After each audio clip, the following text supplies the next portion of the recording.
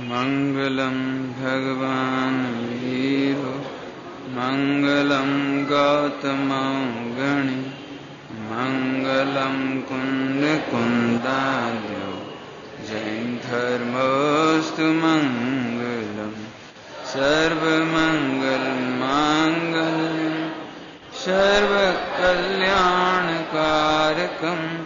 प्रधानम सर्वधर्माणां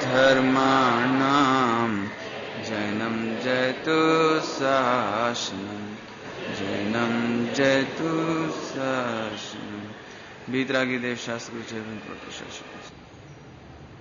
पूज्य गुरुदेव श्री के जीवन के हम प्रसंग देख रहे हैं। कल जो गुरुदेव श्री की पद्धति के विरुद्ध हमने थोड़ा सा कहा है। गुरुदेव श्री की पद्धति क्या थी जो विरुद्ध मैंने कहा है कि गुरुदेव श्री की यह सोच, ये नीति रही है, यह दृष्टिकोण रहा है कि हमें किसी विरोधी या किसी अन्य संस्थाओं का नाम नहीं लेना। तो कल जो इंदौर और जबलपुर का नाम लिया है वो सेंसर करने जैसा है, उसे निकाल देने जैसा है। अपने को नहीं करना, क्योंकि अपनी ये पद्धति रही है गुरुदेव श्री की कि अपने को किसी के ऊपर कुछ कहना नहीं है, दूसरों का खंडन नहीं करना, अपना मंडन करना, अपना स्वरूप रखना। उसमें जो समझ में आ जावे तो ठीक है, नहीं आवे तो उसका भवितव्य। ये मेरे को थोड़ा सा कल के लिए मैंने क्षमा मांगी है। अभी आगे का प्रसंग हमको लेना है। सोनगढ़ में ब्रह्मचर्य की स्थिति, इसका हम मूल्यांकन कर रहे हैं। सोनगढ़ होने से और दोनों बहन श्री के रहने से समझ लो पूरे हिंदुस्तान का एक दृष्टिकोण ही बदल गया। एक दृष्टिकोण बदला। कैसे बदला होगा?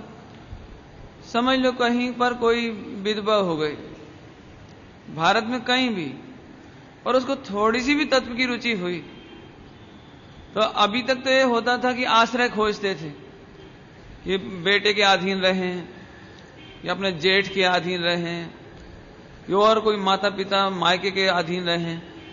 लेकिन पहली बार हिंदुस्तान की पूरी सोच ये बदल गई कि अपने 4 रोटी कहीं खानी है, यहां खावे कि यहां खावे। तो ऐसी कितनी ही घटनाएं घटी कि जहां कोई विधवा हुए, जहां कोई घटना घट गई, जहां कहीं पुत्र का वियोग हो गया या कहीं पराधीनता हुई, तो उन बहनों को थोड़े भी तत्व की रुचि हुई तो वो सोनगढ़ में आकर के बसने लगे। माने ये कोई छोटी मोटी बात नहीं हुई। जहां विधवा अपने को पराधीन अनुभव करते हों, पूरा जीवन दीनताहीनता में बिताते हों, वे सब सोनगढ़ में आकर के इतना वात्सल्य मिलता था। दोनों बहन श्री इतना वात्सल्य देवे, इतना कि बहन सचमुच तो हम तुम्हें बहन नहीं देखते, हम स्त्री पने नहीं देखते, तुम्हें तो भगवान हो ना, भाभी भगवान छो ना, तुम बिल्कुल दुख मत करो, अपने विधवा पने का बिल्कुल दुख मत करो, बल्कि तुम महाहर्ष मानो कि हमारे तो मां भाग्य आया है कि जो इस निमित्त से गुरुदेव श्री का पूरे जीवन आपको तत्व सुनने का अवसर मिलेगा, सत्संग मिलेगा, कोई विकार वासना का अवसर नहीं रहा, कोई श्रृंगार करने का विकल्प नहीं रहा। अब तुम सादा वस्त्र धारण करो, सफेद वस्त्र धारण करो, अपने ऐसे श्रृंगार, ऐसा कोई भाव नहीं रखना। अरे क्या तुम पति की पराधीनता चाहती हो जो उसके लिए रोती हो? क्यों रोना? क्या तुम भव में पति चाहती हो, पराधीनता चाहती हो, स्त्री देह चाहती हो? ऐसे पूरे जीवन उनको स्थितिकरण कराना। दोनों बहन बिठा बिठा कर, क्यों नहीं आवे ना, कोई छोटी उम्र में विधवा हो जाए तो अभी तो रोवे वो तो आकर के, गरीब होवे, पैसा नहीं होवे तो ऐसे अंदर में दीनता आवे कि हम यहाँ कैसे रहेंगे, हमारे पैसे का क्या होगा, भोजन का क्या होगा, वस्त्रों का क्या हो। तो दोनों बहनें, किसी को खबर नहीं पड़े कानों कान, उस बहन को भी खबर नहीं पड़े कि उसको ये सामान कहां से आया, एक गेहूं कहां से आया, बर्तन कहां से आया, कपड़ा कहां से आया, ना खबर नहीं। चुपचाप खानगी में, प्राइवेट में, अकेले में बुलाकर सभी बहनें, उनको मालूम है कि कौन कौन संपन्न है ब्रह्मचारी बहनों में, तो उनको पूछें, देखो ये अपना एक कोई आत्मार्थी जीव है ना, कोई जिसका काल पक गया है, वो गुरुदेव की शरण में आया है। ऐसी ये बहन, ये मां भाग्य से विधवा हो गए ही, क्या हो गए? हाँ और इनका ऐसा भाव पक गया है कि हमें गुरुदेव के पास रहना है, हमको इनका तत्व सुनना है, आत्म कल्याण करना है। तो अभी इसकी आर्थिक स्थिति ठीक नहीं है, अपन सबका कर्तव्य है अपन सब इसको मदद करें। तो बहन श्री की ऐसी आदत थी कि डायरी में यदि ऊपर तक किसी और का नाम लिखा है तो वहां तो कागज रख दे भाई, कागज, जैसे औरों का नाम हो ना, 200 रुपया, 100 रुपया, 50 रुपया, 500 रुपया, ऐसे तो नाम धर, ऐसी ना कागज पे नाम धर दे। अभी आपको कितना देना है ये बोलो। इससे क्या है, जैसे मान चलो मैं और शैलेश भाई हैं, अभी शैलेश भाई का नाम ऊपर लिखा हुआ है, उधर लिखा है 5000 और मुझे देना 50 रुपए, तो अब मुझे ये लग रहा है कि इनने तो 5000 दिया, मैं 50 कैसे दूं? तो सामने वाली बहन को ये हीनता नहीं लगे कि मैंने कम दिया, इनने ज्यादा दिया, इसलिए नाम छिपा देते ऊपर का। तुमको कंपैरिजन में मत दो आप कि उनने इतना दिया तो मेरे इतना देना है। और मान के चलो अभी मैं उनको नीचा दिखाना चाहता हूं शैलेश भाई को, अच्छा इनने 5000 दिया, ठीक है 5500 लिखो मेरा। ऐसे तुमको अहंकार भी नहीं आवे, साधर्मी को स्थितिकरण करने में तुम्हें अहंकार भी नहीं आवे, न हीनता भी नहीं आवे। ऐसे नाम ऐसे रख देते थे, ऐसे क्या है ना, और फिर ऐसे नाम लिख ले। फिर पैसा देवे ने जिसको, तो चुपचाप पोस्ट ऑफिस में, बैंक में उसकी एफडी बनवा देवे, मंथली की, ब्याज की, और ऐसे कागज डाल देवे। नाम मैं नहीं बता रहा हूं कौन कौन ऐसे थे जिनको ये सुविधाएं भी दी गई। ये सुविधाएं मेरे मालूम है कौन कौन ऐसे हैं। बाद में उनको हर महीना आने लगा, बहन अब तुम निश्चिंत होकर के आत्म कल्याण करो, अपने पति को मत रो, अपने पराधीनता को नहीं रो। अरे जिस देह के कारण ये पराधीनता मिली, उसी पराधीनता छोड़ने के लिए इस देह को छोड़ो, और ऐसी देह को छोड़ने के लिए, अशरीरी होने के लिए, अशरीरी भगवान आत्मा की दृष्टि करो। अरे क्या अब मैं उपदेश वो देऊं ना जो मैंने मेरे ख्याल में आते हैं, तो उस पर तो घंटों बीत जाएंगे। अरे इतना स्थिति करना, इतना वात्सल्य, इतना, उस बहन को भी नहीं मालूम कि मेरे पास कहां से आया, और इनको भी नहीं मालूम कि हमने कितना, किसको, किसने कितना दिया, ये नहीं मालूम। इस तरह 35 बरस तक ब्रह्मचर्य आश्रम दोनों बहनों ने, जैसे कोई मां बेटी को पालती है, जैसे कोई माता बेटी को पालती हो, ऐसे एक एक की पालना करी। बोलो, एक बाल विधवा थी, बिल्कुल छोटी उम्र की, कोटा की, अभी है वो जीवित। नाम लेना चाहिए कि नहीं लेना चाहिए, जरूरत नहीं समझते हैं, है ना। तो एक वो आए वहां और पूरे समय रहे, अभी भी हैं वो, और अभी रहते हैं सोनगढ़ में रहते हैं। यानी इतना वात्सल्य मिलता था बहनों को कि जैसे कोई सगी माता से भी बढ़ करके हो। माने कोई छोटी मोटी बात नहीं है। आज हम जहां त्यागियों में झगड़े देखते हैं, जहां दो प्रेम से ना बैठ सके, वहां 65 बहनों को, 64-65 बहनों को एक छत्र छाया में रख लेना। ब्रह्मचारिणी बहन बिमला बहन जो अभी जयपुर रहते हैं, इन्होंने ऐसे बहुत प्रसंग सुनाए कि छोटी उम्र थी, 18 साल की उम्र में आए, तो इनको पढ़ने का बहुत रस रहता था। ऐसा बताते हमको पढ़ने का बहुत रहता था। तो हमको ऐसा लगता था कि हम तो बस जरा सी खिचड़ी बना ले, मैंने छुट्टी करो, कौन रोटी बनावे ने, साग बनाओ ने, ये करो ना वो करो। तो हमको तो नई नई उम्र में तो ऐसा लगे खूब बैराग से रहो, खूब ऐसे बस थोड़ा खिचड़ी खाओ ना, धर्म पढ़ो पढ़ो, ऐसे मेहनत करो, ऐसा वो बताते थे। तो शांताबेन चंपाबेन को मालूम था कि ये बहन को थोड़ा खींच है, खींच समझते, मैंने अभी थोड़ा हट, अरे नॉर्मल रहो, थोड़ा पढ़ाई करो, थोड़ा खाओ पियो, ढंग से रहो। अभी तुम्हारे मगज में गर्मी चढ़ जावे तो क्या हो भाई, बीमारी हो जावे तो कौन करे, जानबूझ करके बीमार नहीं होना। तो इतना ख्याल रखते थे। बहन श्री सब बहनों को बोलते थे बहन श्री। जैसे कल चैत सुदी 13 आने वाली, महावीर भगवान की जन्म जयंती और गुरुदेव श्री का परिवर्तन दिवस, तो एक दिन पहले शिखामण देते थे, देखो कल बहुत पवित्र दिवस है, हमारे पूज्य भगवंतों का, महावीर भगवान का ना जन्मदिन है, एकदम महा जिनका शासन प्रवर्तता है, और अपने पूज्य गुरुदेव श्री का भी परिवर्तन का दिन है। कल कोई भी रूखा सूखा खाना नहीं खाना। क्या कह रहे? कल सबकी कढ़ाई चढ़ाना, पूरी बनाना, खीर बनाना, हलवा बनाना।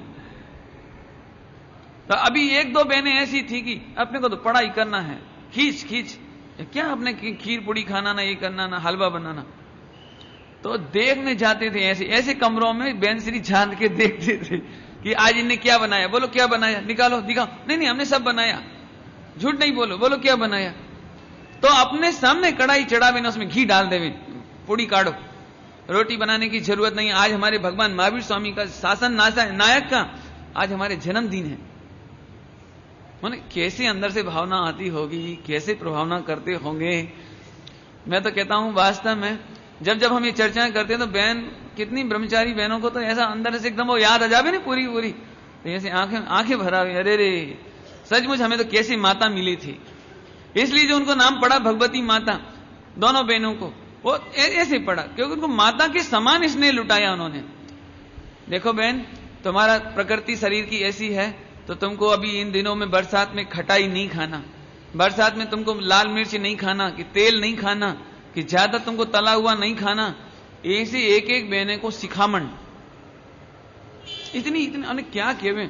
मैंने तो जो आरिकाओं का जीवन पढ़ा है दिगंबर शास्त्रों में, कि एक आरिका जो गढ़नी होती हैं वो अपनी ब्रह्मचारिणी हो, आरिकाएं हो, साध्वी हो, छुल्लिका हो, एलिका हो, उनको कितने कितने वात्सल्य से रखते हैं, वो रूप हमें इन दोनों बहनों में दिखाई दिया।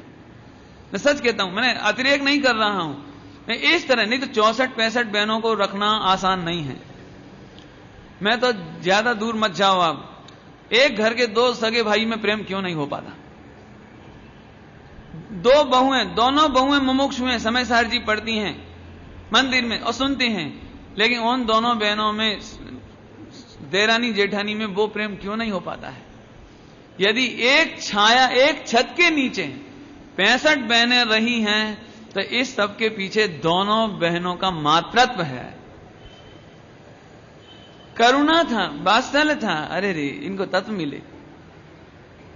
ऐसे ब्रह्मचर्य के दिन और ऐसी संस्कृति जिसके कारण पूरे भारत में जरा कहीं घटना घट जावे कोई, तो उनको यही सिखामण मिलती थी कि एक काम करो बहन, हम तुमको कोई चिट्ठी लिख करके भेजे, कोई प्रत्यक्ष बोले कि हमारी तो ये सलाह है कि अभी तुम अपना जीवन यहां खराब नहीं करो, तुम तो अपने सोनगढ़ जाओ ना, वहां रहो। ऐसे कितनी बहनें वहां आकर के धीरे धीरे वहां पर रहकर के अपनी आराधना करने लगी, और वहां पर वात्सल्य का पूरा प्रबंध है ना।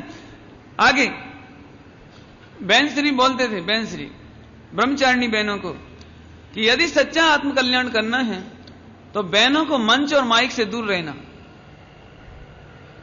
मंच और माइक से आज जो एक प्रथा चलती जा रही है धीरे धीरे, कि मंचों पर ब्रह्मचारिणी बहनों को आना, भाषण देना और भजन गाना, ये करना, एक गुरुदेव श्री जब तक रहे बहनों का मंच और माइक दूर रहा हमेशा, बिल्कुल। क्योंकि गुरुदेव की सख्त कि तुम क्या दिखाना चाहते हो, किसको दिखाना चाहे, अपनी चतुराई किसको दिखाना, अपने को,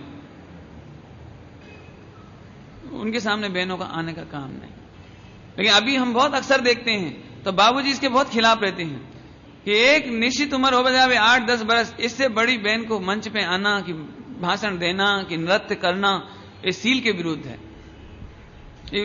बाबूजी बहुत बोलते हैं इस बात की, ख्याल में है ना। गुरुदेव श्री और बहन श्री की ये सोच, और इस कारण से बहनों का जीवन सुरक्षित रहा। आज तक हमें किसी बहन का ऐसा जीवन नहीं सुनने को मिला जिससे हमारी आंखें सर में से झुक जावें। इस बात पर भी हम गर्व करते हैं, सोनगढ़ की बहनों के प्रति हम गर्व करते हैं।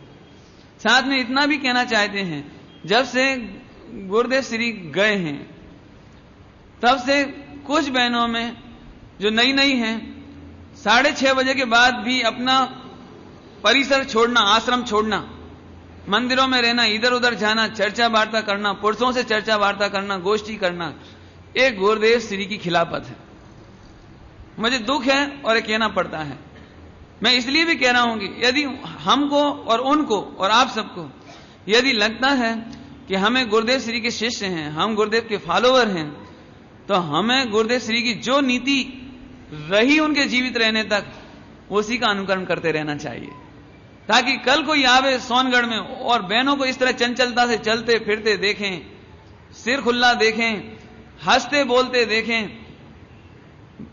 भाषण करते देखें, तो ऐसा नहीं हो कि वे उंगली उठाकर ये कहें कि ये है सोनगढ़। मैं फिर कहता हूं, अभी गुरुदेव श्री की मैं बहुत प्रसंग सुनाऊंगा, तब आपको मालूम पड़ेगा कि गुरुदेव श्री को इस मामले में कितनी पीड़ा होती होगी, है ना। अभी आगे चलते हैं, क्योंकि अपन इसमें ज्यादा विस्तार में चले जाएंगे तो प्रसंग पूरे नहीं होने पाएंगे। देखो, गुरुदेव श्री की जीवन की घटनाएं सुनाता हूं। जब गुरुदेव श्री कलकत्ता गए, कलकत्ता में प्रोग्राम हुआ और वहां से लौटते समय का दोनों बहन श्री का और गुरुदेव श्री का एक ही प्लेन का रिजर्वेशन करा दिया, एक ही प्लेन का लौटने का, भावनगर। तो निश्चित रूप से जो टिकट भी आएगी तो आगे पीछे की सीट की आएगी। गुरुदेव आगे बैठ गए, पीछे एक बहन श्री बैठ गए ऐसे, या इस तरफ बहन श्री की लाइन में बैठी हुई, इधर गुरुदेव बैठे।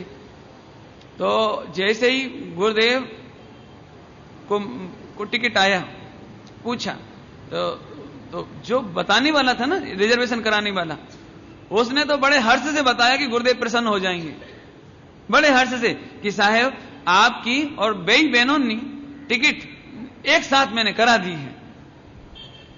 गुरुदेव तो इतना सुनते ही, तुम टिकट कैंसिल करा दो, मेरे को नहीं जाना, हमें नहीं जाना, टिकट कैंसिल करा दो। और आखिरकार टिकट कैंसिल करानी पड़ी। गुरुदेव पहले दिन गए, दूसरे दिन की फ्लाइट से दोनों बहन श्री गए। गुरुदेव बोले एम ना चाली। मैंने गुरुदेव श्री की दूरदृष्टि देखो कितनी। हम एक साथ समाज के सामने चढ़े न उतरे तो ये लोक विरुद्ध है। ब्रह्मचारी भाई बहनों को संग नहीं रहना। मुझे तो ऐसा लगता है जैसे गुरुदेव श्री ने जैन चरणानी योग पढ़ लिया हो मुनिराजों का, जिसमें लिखा हुआ है कि मुनिराज के साथ आरिका नहीं रहे। और गुरुदेव तो पहले साधु थे ना, संस्कार तो वही है कि मुनिराजों के साथ आरिका नहीं रहे। इसलिए गुरुदेव श्री ने कभी भी एक गाड़ी में यात्रा करने की तो कौन कहे, एक कार में, एक हवाई जहाज में यात्रा नहीं की। दूसरा प्रसंग याद आता है भोपाल का। भोपाल में पंच कल्याणक था, 25वीं जन्म जयंती के समय 1975 में। अभी हुआ क्या कि व्यवस्थापक व्यवस्था कर रहे थे ठहरने की, कि कहां उतारा देना है गुरुदेव श्री का, बहन श्री का आदि। तो सबको बहन श्री की भी प्रसिद्धि थी, गुरुदेव की भी प्रसिद्धि थी, तो उनको अच्छा लगेगा ऐसा सोच करके उनकी उतारा की व्यवस्था ऐसे की कि सामने गुरुदेव का आवास और इस तरफ के फ्लैट में बहन श्री को ठहरा दिया। अभी गुरुदेव श्री आए, उतार दिया, ठहरा दिया। अभी मालूम किया कि सबका उतारा की व्यवस्था क्या है। तो सबसे पहले क्या बताएंगे अपन कि साहेब हमने आपके सामने ही दोनों बहन श्री को उतारा है। बस गुरुदेव को वो ही समय, तुम इसी समय फ्लैट खाली कराओ। ये सच्ची घटना हो, हम भोपाल में थे, हम इसी समय आप ये फ्लैट खाली कराओ तो बहन श्री दोनों अपना सामान खोल पाते, निकाल पाते, बैठ पाते कि उससे पहले ही उन दोनों का खाली करा दिया और दूर ठहराया, दूर। बोलो, गुरुदेव को ऐसा लगता था ब्रह्मचर्य में ऐसे नहीं चले भाई। गुरुदेव श्री की उम्र कितनी थी 1975 में? हैं 86, 85, मैंने देख लेना अंदाज लगा के। इतनी उम्र, हाँ ठीक है, 85, 85 वर्ष की उम्र, और गुरुदेव श्री आमने सामने ठहरने के लिए तैयार नहीं थे। यहीं मुंबई में जन्म जयंती के समय गुरुदेव श्री की कार निकल जावे तो उसके पीछे पीछे बहन श्री की कार नहीं चलती थी। 5 मिनट बाद जब गुरुदेव श्री की कार चली जावे तो 5 मिनट बाद बहन श्री की कार चलती थी। मालूम है, इधर आप लोग सब स्वीकार कर रहे हैं। देखो, मैं इसलिए बता रहा हूं, मात्र गुरुदेव की प्रसिद्धि नहीं कर रहा हूं, बल्कि आने वाली पीढ़ी में जो कोई ब्रह्मचर्य लेवे वो इस बात को ध्यान रखे। मैं क्यों कह रहा हूं, कोई गुरुदेव की प्रसिद्धि के लिए नहीं, वो तो होनी ही चाहिए, उसमें हम कुछ भी कम नहीं समझते हैं, लेकिन आने वाली पीढ़ी को ये जब सुने वो, तो उसे मालूम पड़ना चाहिए कि भाई बहनों के बीच में कितनी मर्यादाएं होनी चाहिए। भले ही आप त्यागी हो, आप व्रती हो, लेकिन यद्यपि लोक विरुद्धम न कर्तव्यम, लोक विरुद्धम न कर्तव्यम, बिल्कुल नहीं करना। एक गुरुदेव श्री का जीवन क्या कहवे, कोई अद्भुत था, है ना।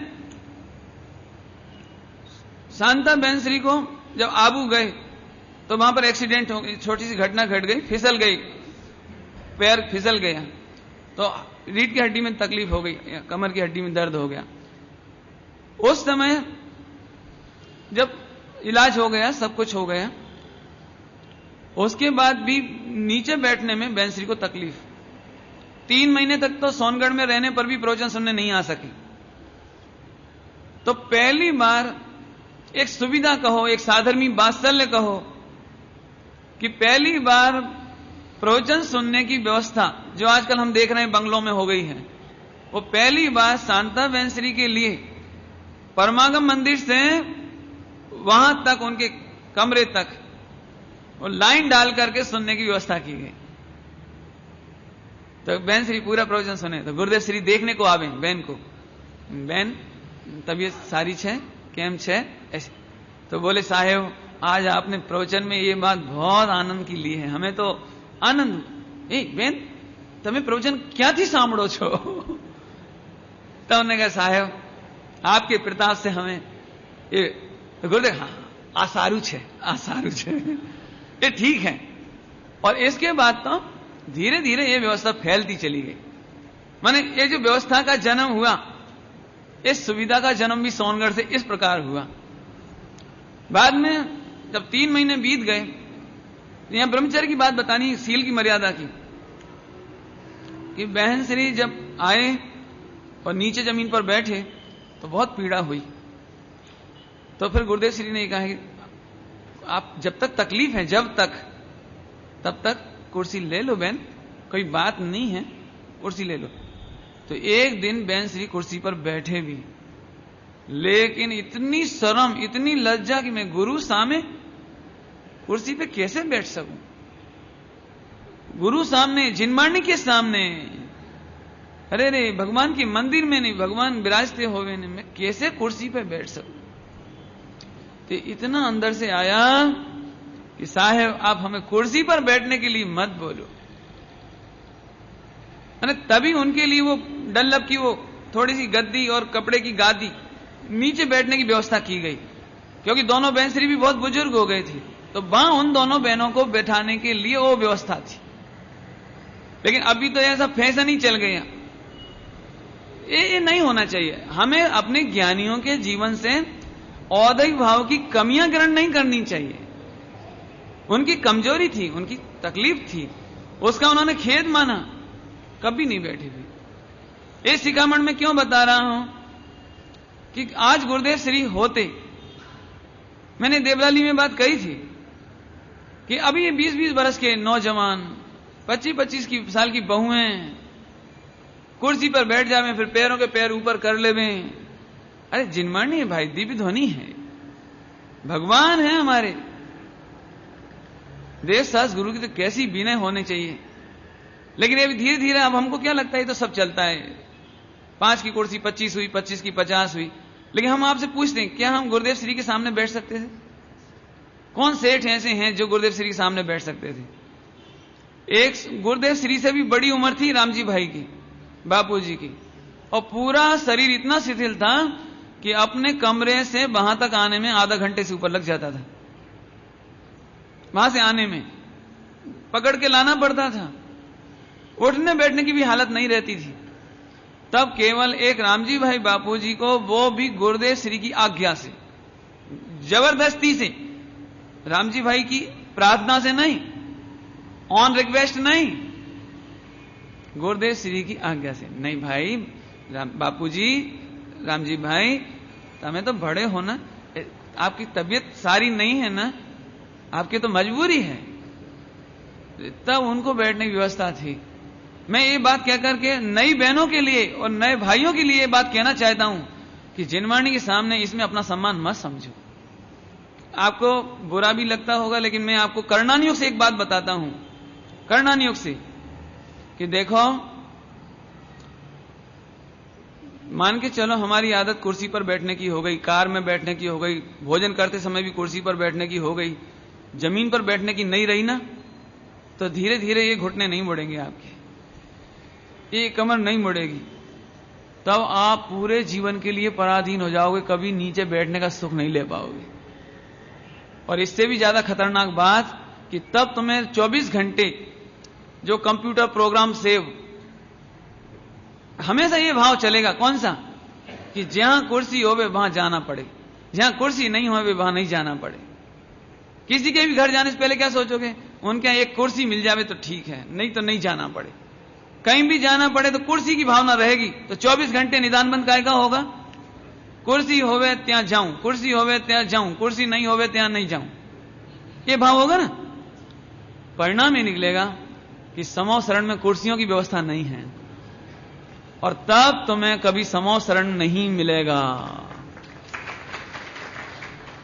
इतना पाप बंद हो जाएगा कि तुम्हें समूह शरण के लिए तरसना पड़ेगा। कभी तुम आरिका होने का बंद, अनंतानुबंधी, अप्रत्यख्यान प्रत्याख्यान, ये प्रत्याख्यानावर्णी कर्म का तीव्र बंध है इसमें, कि कभी तुम आरिका बन करके जंगल में नहीं लेट सकोगे, और तुम कभी मुनि होकर के जंगल में नहीं बैठ सकोगे। इस तरह हम अपनी भविष्य की मुनि दीक्षा और भविष्य की आरिका दीक्षा, एक बेन तो भी ऐसे बोले देवलाली में, हमको कौन आरिका बनना है, हमको कौन मुनि बनना है। नहीं बनना ये तो बरोबर है, लेकिन अभी नहीं बनना कि कभी नहीं बनना, मैंने बात क्या, आज नहीं बनना कि कभी नहीं बनना। और मैंने कहा यदि आपके हृदय में ये बात हो कि कभी नहीं बनना, तो हम ये सोचते हैं कि तुमने गुरुदेव श्री को सुना ही नहीं है, तुम्हें समझ में ही नहीं आया कि भगवान बनना है तो मुनि भी बनना पड़ेगा हमें, तो तुम्हारी भगवान बनने की बातें करना और सुनना दोनों व्यर्थ है। बोलो, नेचुरोलॉजी भी ये कहती ना, आपको व्यायाम करना चाहिए, थोड़ी मेहनत करनी चाहिए, बैठना उठना चाहिए, उसमें क्या दिक्कत है। मैं नई पीढ़ी को सिखाना चाहता हूं, पुराने में जो मजबूरी है उनको मैं मानता हूं कि उनकी मजबूरी हो सकती है, वृद्धावस्था हो सकती है, कमजोरी हो सकती है, लेकिन हम लोगों को ये सीख है, नए लोगों को, कि हमें क्या लगता है, जैसे मान चलो मैं हूं या विवेक है, अब इनको ये क्या लग रहा है, देखो वो कुर्सी पर बैठे, देखो वो कुर्सी पर बैठे, वो दिन कब आए जब हम भी कुर्सी पर बैठे, जैसे ये शान से बैठे, हम शान से बैठे। बेटा ये शान से नहीं बैठे हैं, ये मजबूरी में बैठे हैं। और यदि तुम मजबूरी चाहते हो कि मजबूती चाहते हो, तुम क्या चाहते हो, बोलो। मैं एक एग्जाम्पल दूं, एक बालक, दो बालक थे, एक बालक को बुखार चढ़ गया, तो माता ने उसके लिए मौसम्बी का जूस दिया, तो दूसरा जो छोटा बालक था ना, छोटा, उसने पूछा मां मेरे को भी जूस दो, कि बेटा इसको तो बुखार है ना इसलिए दे रहे हैं। तो दूसरा बालक सोचने लगा कि मां मुझे बुखार कब चढ़ेगा, समझ में आया कुछ, क्योंकि इस बालक को बुखार चढ़ गया इसलिए जूस मिल गया, अब मुझे भी बुखार चढ़ जावे तो। ऐसा हमारा सोचना है कि वो दिन कब आएगा जब हमारी भी हाथ पैर खराब हो जाए और हम भी कुर्सी पर बैठे। अरे कुर्सी पर बैठना आसान नहीं है, कुर्सी पर बैठना आसान नहीं है, बल्कि सही बात बताएं, कुर्सियों की देन ही ये है कि आज हमारी कमर खराब हो गई है, कुर्सियों की ही ये देन है कि हमारे घुटने खराब हो गए हैं। नहीं तो आज से 60-70 बरस पहले, 50 बरस पहले तक, जब तक भारत में कुर्सी का आगमन नहीं हुआ था, अंग्रेजों के आने से कुर्सी का आगमन हुआ, उसके पहले तक पूरे गांव के लोग जमीन पर बैठते थे, लेटरिन जाने के लिए आराम से सीट पर बैठते थे। और अब पाप का उदय बढ़ता जा रहा है कुर्सी के कारण कि 99% घरों में स्टैंडिंग लेटरिन है, जिस पॉट को कभी छूना नहीं चाहिए, जिसे मांजते नहीं है, धोते नहीं है, कुछ करते नहीं है, ऐसे पॉट पर बैठना पड़ रहा है। ये पाप का उदय है हमारा, ये कुर्सियों की देन है हो कि आज हमारे शरीर खराब हो रहे हैं, आज जमीन पर नहीं बैठ सकते, चल नहीं सकते, दौड़ नहीं सकते। इसलिए आप शरीर की स्वास्थ्य और आत्मा का स्वास्थ्य, मुनि दशा, आरिका दशा, केवल ज्ञान और मोक्ष तक चाहिए होए तो बैन श्री की ये सीखें, ये शिखामण, ये ब्रह्मचर्य की ये शिखामण, इनको अपने जीवन में अपनाना। यहां पर लोगों को ऐसा लग रहा होगा तो ब्रह्मचारियों की बातें चल रही हैं, हम गृहस्थों की थोड़ी चल रही हैं। लेकिन आप ध्यान रखो, ये आपके लिए भी सलाह है, गृहस्थों के लिए भी है। कल हमारे पास ऐसी बात भी आई कि जैसे मैंने बोला था ना थोड़ा बहनों को, तो बहनों को चाहिए कि जिनेन्द्र देव का दर्शन करें, बल्कि सदा काल अपना सिर ढकना अच्छी बात है। कोई अच्छी बात थोड़ा ही, मैं इस मामले में एक बात कह के पूरी कर देता हूं इस बात को, कि अमेरिका का पुरुष हो कि रूस का पुरुष हो, अमेरिका रूस लिया हो और क्या पाकिस्तान का हो, दुनिया का कहीं का हो, जिन पुरुषों पर कभी सील का उपसर्ग आने की संभावना 1% है, 99% नहीं हो, पुरुषों पर सील के उपसर्ग आने की चांस 1% है। 1% भी नहीं, ईमानदारी से तो 1% मान लो, तो बेपुरुष तो कोट सूट टाई से इधर तक बंद रखते हैं, हाथ यहां तक बंद रखते हैं, और पैरों में यहां से लेकर के नाखून तक ढकते हैं, नाखून तक, इतना यहां तक, इतना यहां तक, और नीचे तो फुल। माने जिन्हें देख करके कोई तकलीफ नहीं होवे, जिन पर कोई तो इतना शरीर ढकते हैं। लेकिन अंग्रेजों ने कौन सी मूर्ता सिखा दी हमें, ये फिल्मी दुनिया ने हमें कौन सी मूर्ता सिखा दी कि हम ओछे से ओछे कपड़े, पारदर्शी कपड़े पहनना चाहते हैं, जिनको लोग देखते हैं, जिनके अंगों को देखते हैं, फिर वो विकृति होती है, और फिर बहनों पर प्रतिदिन उपसर्गों की घटना हम अखबारों में पढ़ते हैं। लेकिन हमें कौन समझावे इस बात को।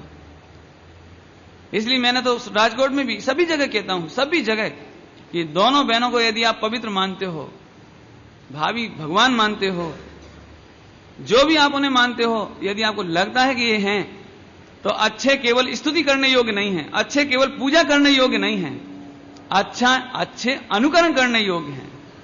हमें चाहिए कि हमें अपनी सील की रक्षा करनी चाहिए। हमें अपने छोटे छोटे बच्चों की, बेटियों को कैसी कैसी ड्रेस पहना देवी। मैंने लड़कों की ड्रेस तो ऐसी होवे कि शर्ट से नीचे तक ढक जावे, लेकिन वे ऐसे शर्ट पैंट पहने, जीन्स, और वो क्या कहलाती, वो जरा सी बिल्कुल टी शर्ट, बिल्कुल जरा सी। अरे क्या जरूरत है। देखो, आप बुरा नहीं मानना, मैं बहुत स्पष्ट कहता हूं, शास्त्र में तो ऐसा लिखा है कि जो स्त्री चंचल नयना है और पर पुरुषों को रिझावने के लिए श्रृंगार आदि करे है, ताकू वेश्या समान जानना। लिखा है, वो चरणान योग में लिखा है। ये तो आपने तो सब बांचे हैं नहीं, तो इसलिए कुछ अलग से कहने की जरूरत ही नहीं है। तो इन्होंने तो पूरे चरणान योग, भगवती आराधना खूब बांची है इन लोगों ने। तो ताकू वेश्या समान जानना, एक स्त्री अपने पति के लिए है, वह उसका श्रृंगार पति के लिए है। किसी को क्या प्रसन्न करना, किसी को क्या रूप दिखाना है, बोलो। अब अभी ज्यादा नहीं कहना चाहिए इस मामले में। मैं समझता हूं अपन एजुकेटेड हैं, समझदार हैं, हम सड़क छाप नहीं है, बस इतने में सब समझ लेना आप। हम भावी सिद्ध हैं, हम भगवान बनने की बातें कर रहे हैं। हमारा अंतरंग और बहिरंग जीवन इतना सुंदर होना चाहिए कि कल से जब कोई हमें देखे तो ये कहे कि अरे रे, सोनगढ़ की छाप है, ये सोनगढ़ की मोहर है, ये धन्य हो गए गुरुदेव श्री। हमारा जीवन इतना उत्कृष्ट होना चाहिए। बोलो, आगे चलते, नहीं तो ऐसे तो फिर बहुत लंबा हो जाएगा, है ना। गुरुदेव श्री जब ब्रह्मचर्य की प्रतिज्ञा दिलाते थे, किसी को भी देते थे, तो एक बात स्पष्ट कहते थे। हालांकि एक चीज मुझे और जरूरत है कि गुरुदेव श्री उस समय क्या क्या बोलते थे, उसकी रिकॉर्डिंग मैंने मंगाई है, वो मिल जाएगी तो मैं उसे नोट करूंगा कि गुरुदेव श्री क्या मंत्र बोल करके और क्या करके वो प्रतिज्ञा दिलाते थे। अभी तक तो मेरे पास नहीं है, कोई के पास होवे तो देना। बाकी गुरुदेव श्री एक बात बोलते थे, ये जो ब्रह्मचर्य प्रतिज्ञा है ये कोई धर्म नहीं है, लेकिन पात्रता माटे ये ब्रह्मचर्य प्रतिज्ञा है। ऐसा गुरुदेव श्री बिल्कुल बोल दे। मैंने कोई ऐसा अहम नहीं करना कि आज से हमने ब्रह्मचर्य ले लिया तो कोई बहुत बड़ा धर्म हो गया, कि आज तो हमने गुरुदेव से दीक्षा में प्रतिज्ञा ली और हाई फाई हो गए। ये मत समझ लेना। पात्र थवानु माटे, पात्र होने के लिए ब्रह्मचर्य की प्रतिज्ञा है, बाकी और कोई बात के लिए नहीं है। गुरुदेव श्री की और प्रसंग सुनाते हैं।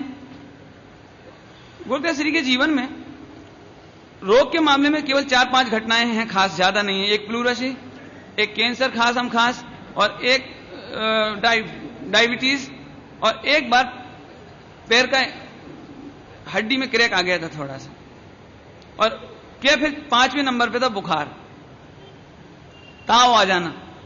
ये कई बार आता रहा बाद में, क्योंकि कैंसर के रिएक्शन आती, प्लूरसी वगैरह, उससे फिर बहुत आता रहा। हम आपको ये बताना चाह रहे हैं कि गुरुदेव श्री को 90 बरस की पूरी उम्र में कभी भी किसी नर्स ने छुआ नहीं, कभी किसी लेडी डॉक्टर ने अड़ा नहीं, टच नहीं किया, इंजेक्शन नहीं दिया। ऐसी कितनी घटनाओं के माने रिकॉर्ड हैं अभी मेरे पास, कि सोनगढ़ में गुरुदेव श्री चर्चा कर रहे थे, शिविर लगा हुआ था, शिविर, और उसी समय गुरुदेव को दोपहर में अचानक इतना जम के ताव आ गया कि पूरा चेहरा लाल, 103-4 बुखार, इतना पूरा चेहरा लाल ऐसे पूरा। तो उसी समय अब करें क्या, दोपहर में लगभग 1:30-2 बजे की बात, तो कोई था भी नहीं उधर। तो ब्रह्मचारी हेमचंद जी जिन्होंने ये घटना सुनाई वो वहां थे, और 2-4-6 लोग थे। तो भागे जल्दी से जो प्राथमिक चिकित्सालय केंद्र, क्योंकि उस समय मोटा हॉस्पिटल तो वहां था ही नहीं कोई, बस प्राथमिक चिकित्सा केंद्र था, तो वहां गए। तो वहां उस समय एक कोई लेडी डॉक्टर थी, तो वो उसको लेकर आई। तो इतने बुखार में इतना कंपन हो रहा, इतना लाल शरीर हो रहा, ऐसे में जैसे ही मालूम पड़ा कि साहब डॉक्टर आ गए, तो जैसे ही गुरुदेव ने ऐसे देखा, कौन बेनू आ, क्या काम छे, बेनू का काम नहीं, और हाथ दिखाने से मना कर दिया। तब फिर भावनगर से डॉक्टर आया। भले ही गुरुदेव बीमारी बर्दाश्त कर सकते थे, देह छूटे तो छूट जाए, तकलीफ होए तो हो जाए, लेकिन लेडी डॉक्टर को नहीं दिखाया।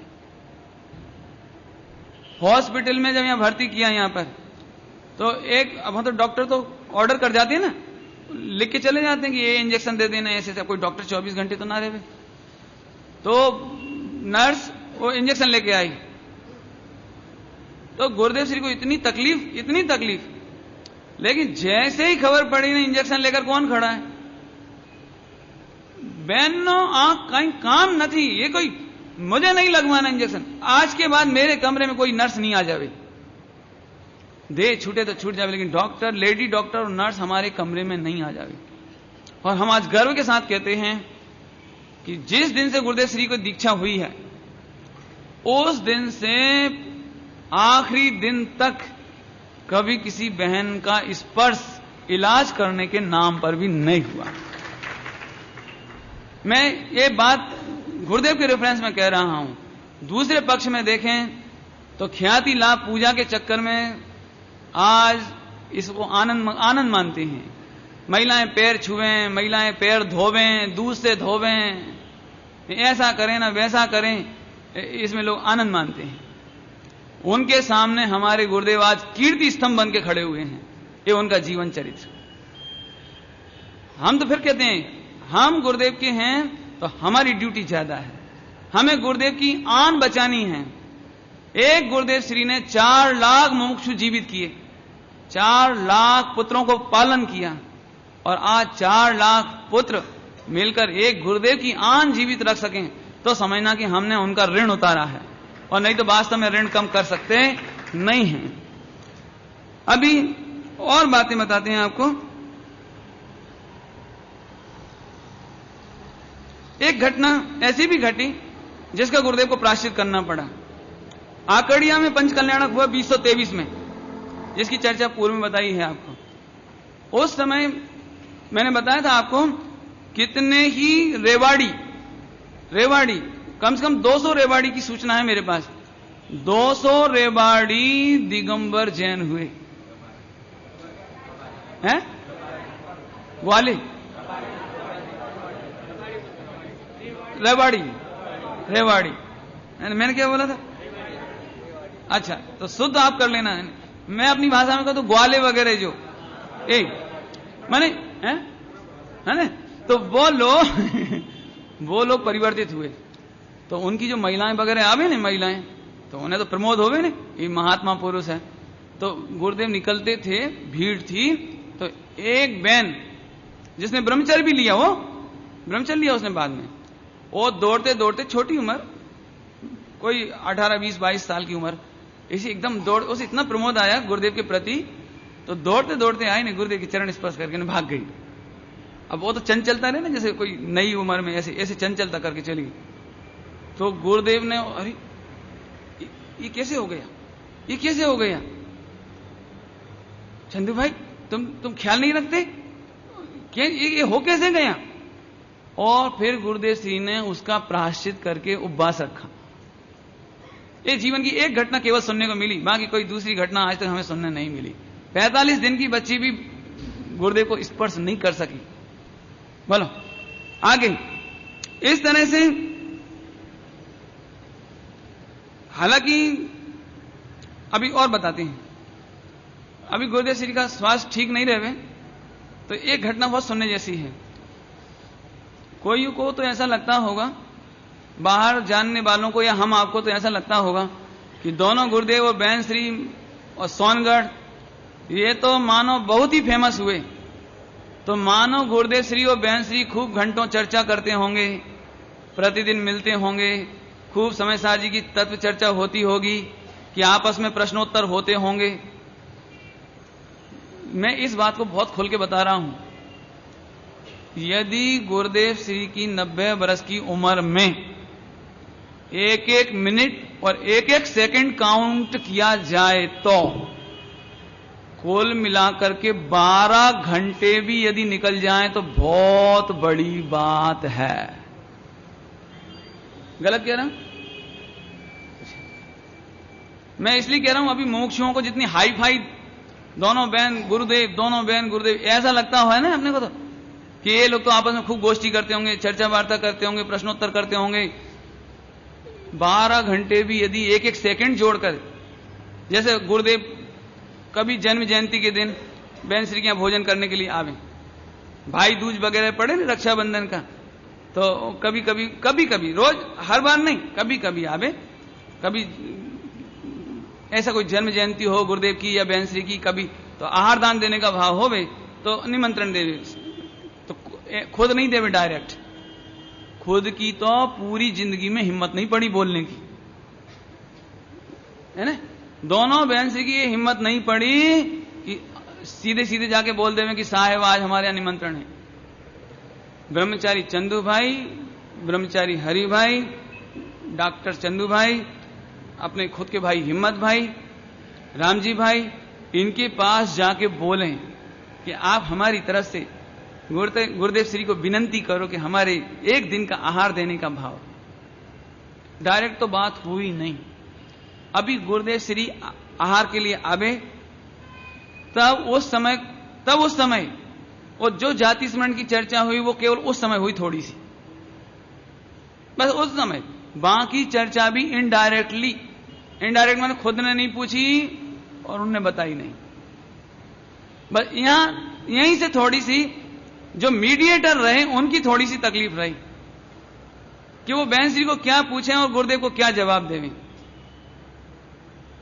क्योंकि बीच में मध्यस्थ तो रहा ना कोई, डायरेक्ट तो बात कभी हुई नहीं।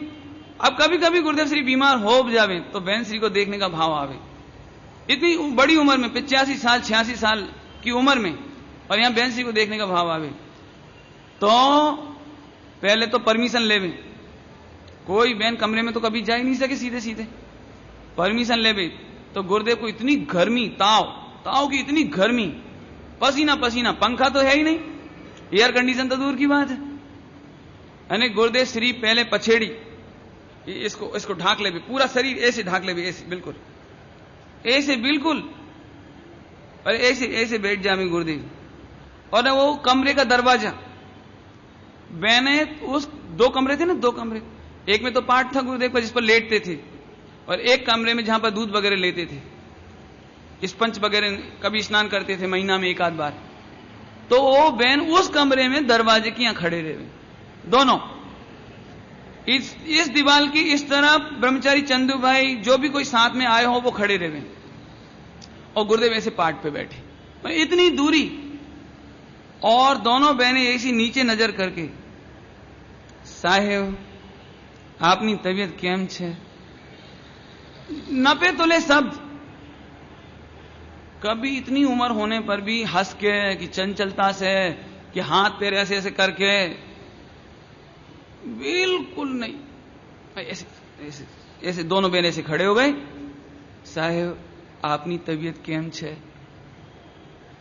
और गुरुदेव का बिल्कुल संतुलित जवाब, सारी छे। वो बात खत्म। जा, कहीं काम न थी। मैं आपको सच में, अभी बहन श्री बैठी हुई है, अभी कांता बहन, और आप चाहो तो पूछो। कहने का मतलब क्या है, लोगों ने सचमुच कहें तो हमारी भावुकता ने उनका उपहास किया है। पवित्र जीवों की गंभीरता का हमने उपहास कर डाला है। हमें तो ऐसा लगता है कि इन दोनों के बारे में जितना अपन ऐसे बताएंगे तो ज्यादा महिमा होगी, लेकिन दोनों के जीवन का 12 घंटा भी हो जावे तो बहुत बड़ी बात होगी। साल के साल बीत जावे, सामने चर्चा नहीं हुई कभी। बोलो, इतना ब्रह्मचर्य का ख्याल रखते थे। इस तरह से हमने ब्रह्मचर्य की चर्चा की। अभी अगला पॉइंट लेते हैं। टाइम है ना अभी तो? हैं? 5-7 मिनट है? नहीं, अब आज से रंग बदलते हैं थोड़ा सा, एक दूसरा रंग लेना है। छोटा रंग ले लेते हैं, बड़ा नहीं ले लेते हैं। अभी गुरुदेव श्री की आहार पद्धति, गुरुदेव श्री की आहार पद्धति। हम सीधे सीधे कहें तो श्रीमद जी का वही वाक्य याद आ जाता है जो कल अपन ने किया था। सरस अन्न में मन प्रसन्न नहीं भाव जो, उन्हें कोई फर्क पड़ता ही नहीं था। बहुत सारी जानकारी तो इसमें से आपको मिल चुकी है। उबला हुआ पानी पीते थे, नहीं मिले तो दीक्षा के समय से छाछ ले लेते थे। ये पुरानी बातें हो गई जो आपको बताई थी। गुरुदेव श्री ने कभी भी ये नहीं कहा कि ये साग अच्छा बना है, कि ये साग खराब बना है, कि जरा वो वाला साग बनाओ। कभी भी गुरुदेव ने ये बात नहीं कही। चाहे तो खुद का रसोड़ा शुरू हो गया 2013 से, चाहते तो इशारा कर देवें कि जरा वो मसाला, कि जरा वो। गुरुदेव की हालांकि वीडियो में भी दिखाया गया है और आप लोगों ने प्रत्यक्ष भी देखा है, मैंने भी देखा है। मैंने भी आहार दान देने का थोड़ा सौभाग्य मिला है। ऐसे गुरुदेव जब आहार करे तो ऐसे नीचे देखे भोजन कर ले कहीं। इतना गुरुदेव ख्याल रखते थे कि सभी साधर्मियों का भाव आहार दान देने का रहता है। तो कोई कोई बड़ा सेठ होवे, बड़ा पंडित होवे, तो उसको तो ऐसा लगे कि गुरुदेव तो मेरे को चाहते हैं, तो एक बार से दूसरी बार परसे, एक बार से दूसरी बार तो गुरुदेव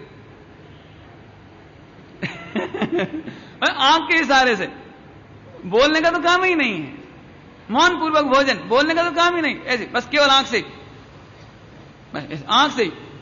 क्यों? उन्हें यह लगता था इतने लोग खड़े हैं, अब तुम मोटे हो, तुम मोटे सेठ हो, और इसका मतलब ये थोड़ी कि एक बार दे दिया तो 2 बार। माने एक गुरुदेव को रहता था, माने गुरुदेव को पक्षपात की बात नहीं थी कि ये तो बहुत बड़े सेठ हैं, ये बहुत बड़े पंडित हैं। नहीं भाई, न्याय की बात है, सबको आहार देने का भाव आता है। गरीब होवे तो उसको पीछे धका दो, ये थोड़ा ही है। ऐसी बाहर जब प्रवास करते थे गुरुदेव, तो उन्हें ऐसा नहीं रहता था कि गरीब का घर है कि अमीर का घर है। गरीब के घर में भोजन हो तो गुरुदेव प्रेम से जावे, नहीं जाएंगे, कोई दिक्कत नहीं है। जनरली व्यवस्था रहती थी अमीरों के पास या बैंसरी के पास और बड़े बड़े लोगों के पास। जैसे बॉम्बे आए तो बॉम्बे की व्यवस्था तो हमने सुना है, बल्लू भाई साहब वगैरह और ये लोग ये देखते थे।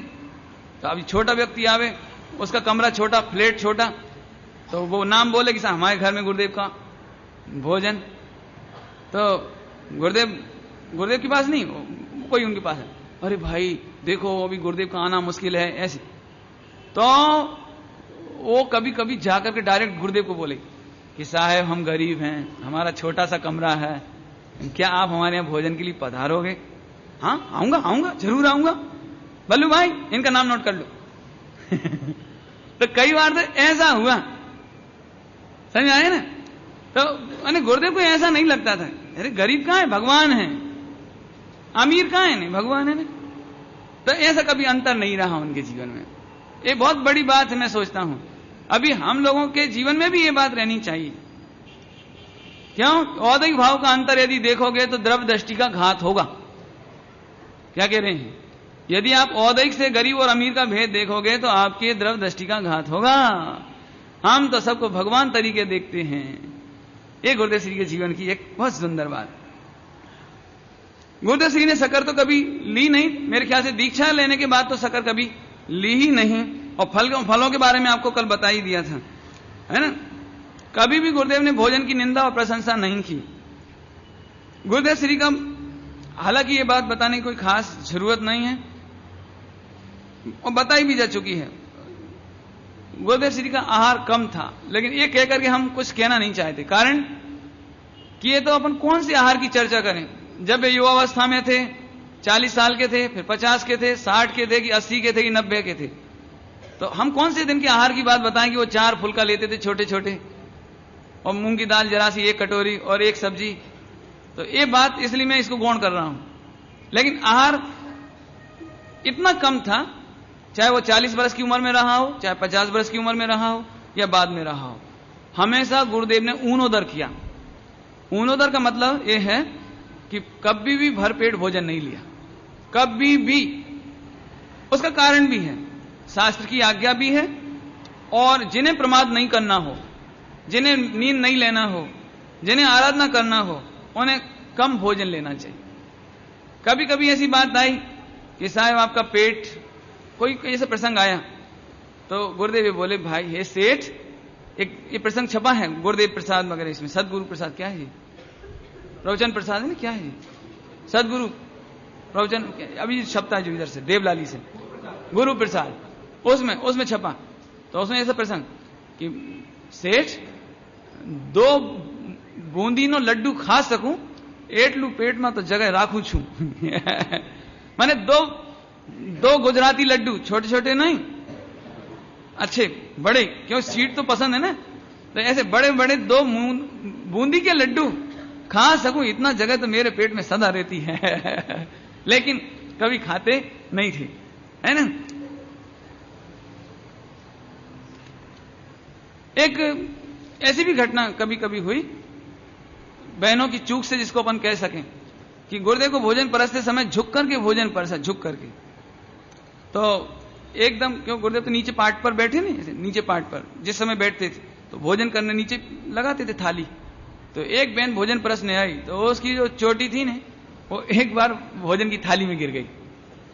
तो गुरुदेव ने तो उसी समय हाथ धो करके अंतराय कर लिया।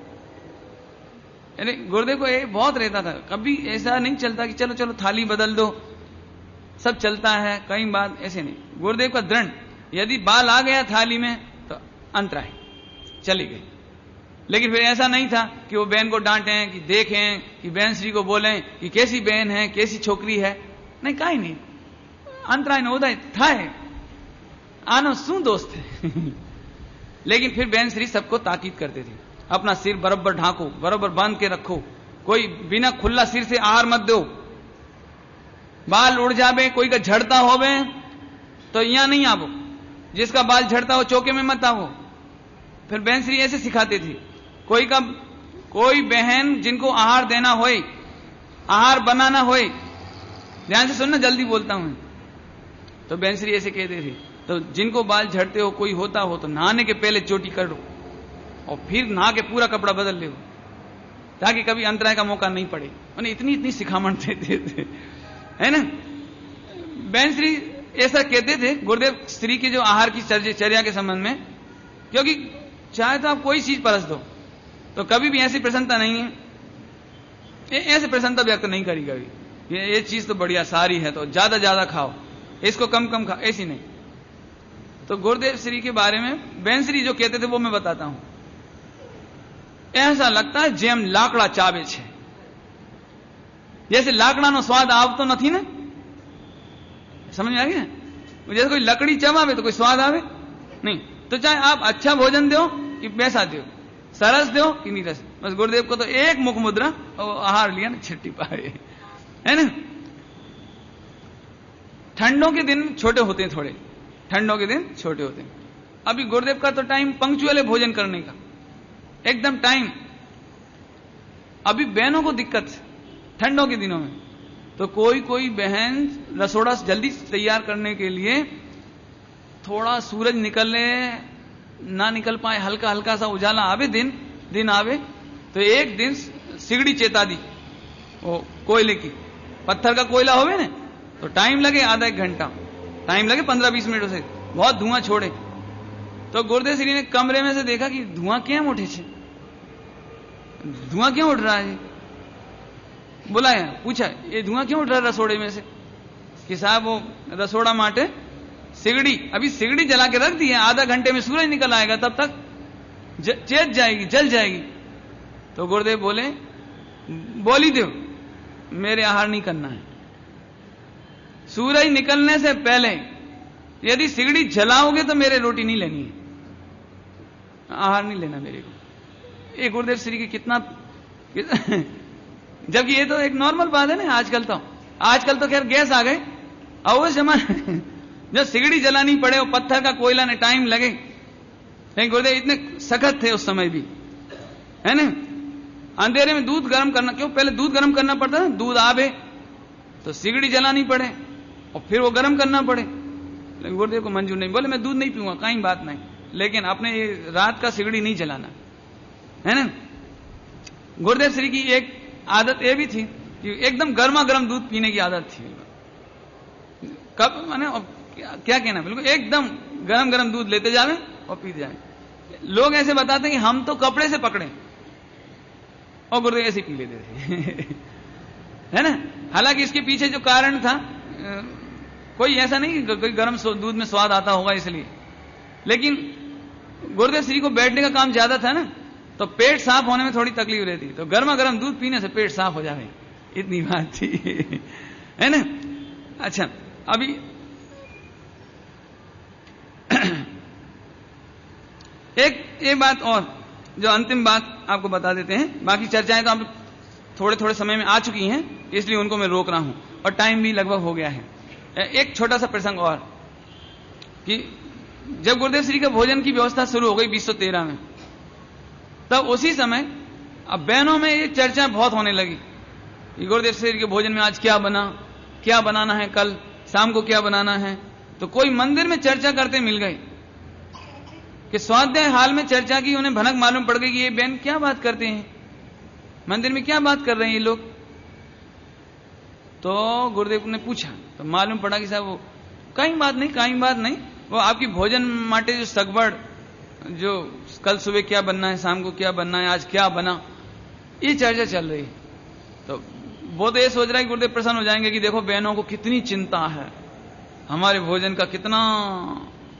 गुरुदेव श्री ने बोल दिया, बहन को कह दो कि मेरे भोजन नहीं करना है, जिस मेरे भोजन के कारण मंदिर की असाधना होए, स्वाध्याय मंदिर की असाधना होए, जिनवाणी की असाधना होवे, अरे रात्रि में भोजन कथा करनी पड़े, ऐसा भोजन मेरे लिए महापाप का हेतु, मेरे लिए, इसलिए मैं ये भोजन नहीं करूंगा, मना कर देते। बाकी चर्चा ऐसी बहुत हैं जो गुरुदेव श्री के जीवन से संबंधित हैं, जो हमें भविष्य के लिए सिखाने के लिए दिग्दर्शक हैं, और इन बातों का विवेक हमें भी रखना चाहिए कि मंदिर में कोई भी कथा, भोजन कथा रात में कि दिन में, अरे अच्छा तो ये हो कि कहीं ना करना पड़े। वो दिन कब आवे जब हमें केवल आत्मा की कथा ही सुनने समझने को, सुनाने को मिले। ओम नमः शिवाय। जिनवाणी के ज्ञान से सूझे लोकालो, सोवाणी मस्तक न हो सदा देत